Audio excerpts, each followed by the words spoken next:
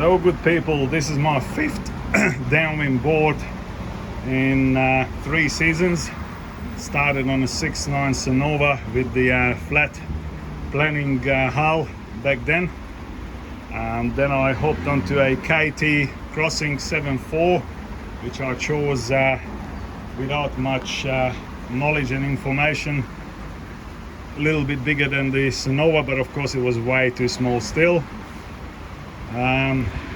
My board thereafter was an 8.2 KT Crossing, the earlier version of these babies, which was a very good board, 112 liters that got me going.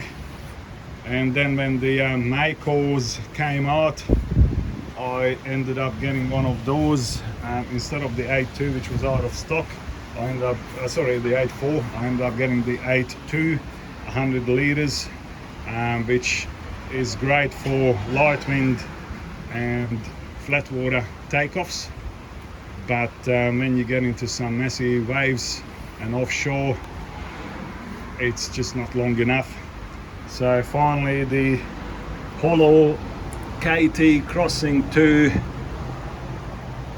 Dragonfly, call it whatever, 810, 115 liters. It's absolutely, it is a game changer. I mean, it is ridiculously light. I mean, it is, a lot of these things are in our head, but when you pick it up, you'll notice it. Even though it might be just 1200 gram or 1500 gram, everything counts and it does come together. Very different hull shape to the earlier Crossings, which were a little bit more surf orientated. This is very much like a downwind kayak. It's got a very slight planning hull in the middle with a double concave or something similar, I can see. The step, they capped that, it's not too bad. Then what I particularly like compared to some of the earlier units, I don't want to fucking scratch it, is, and I think this was Mako inspired, that it's got a much nicer elongated rocker. So my issue was with the earlier K2 that it had too much volume in the tail and may have been a little bit too flat. So to ollie it up and to pump it up to the foil was much more difficult than this one. And the Mako definitely taught us, you know, how to have a nice rocker in the board. And that's exactly what KT had picked up on and incorporated into this board. Fantastic. The minute I laid on it to paddle out to the marker, you could notice the hull speed. It's just straight away quicker. Of course, with the longer body, it's more directional stability. This is the Cord 960R.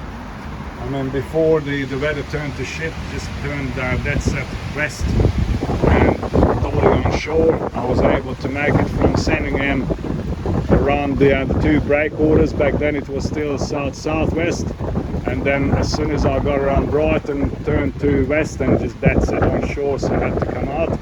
But basically I was on foil all the time, and it is just so nice and easy to grab a little bump and paddle up on it, because the board's got the speed, it's got the directional stability, and even though it looks really narrow, but that's deceptive because it's actually quite long.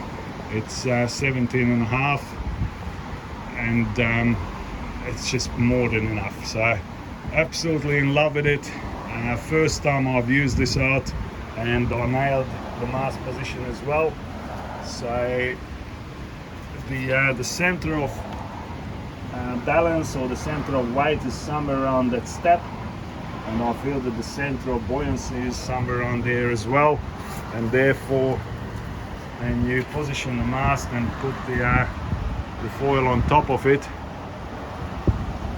that's where you need to be roughly. And look, I'm not going to spin the board around here, but I also must say that they've done a really nice job on the deck as well.